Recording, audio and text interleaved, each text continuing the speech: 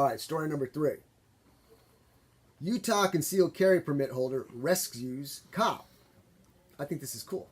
A courageous Utah citizen is credited with saving the life of a Utah police officer. Seeing the officer being assaulted in Springville, the Good Samaritan drew his weapon, moved in on the attacker, and ordered him to stop. The attacker stopped the attack on the officer and fled the scene, but was apprehended later. The officer suffered a broken eye socket and lacerations around the eye. Holy crap.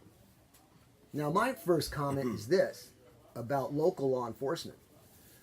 Guys, deputies, officers, I think it's a really good idea if you know who's licensed to carry, become really good friends with them because they're going to back you up. I know a handful of guys who wear badges and they know me. If I'm there and something goes down or they got my number and they call me, I'm backing them up, no problem.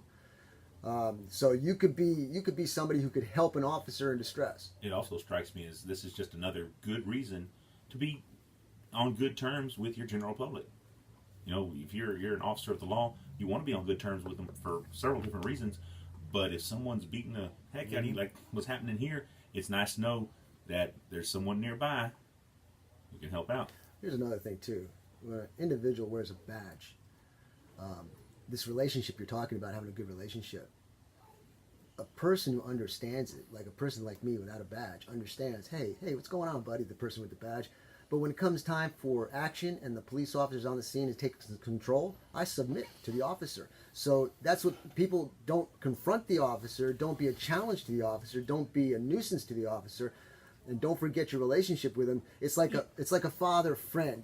I like my dad, but I also will listen and respect him. So. You know, it's a lot of people don't consider, you know, the full depth of that relationship between law enforcement and the civilian population. Okay, yeah, they're there to make sure that the laws are enforced.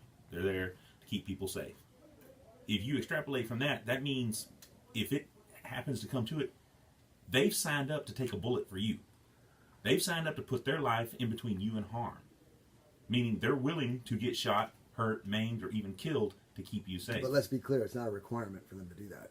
I didn't say I required. believe I'm correct on that, right? It's not based on a court decision. It's not required by an officer. If he's there at the moment, he's supposed to take care of the situation. The ones they're willing to do it is the point. Yeah, they're willing to step up. it takes a certain person to wear a badge. Yeah. Okay, so there you go. 3 stories of self-defense. Hopefully we can learn from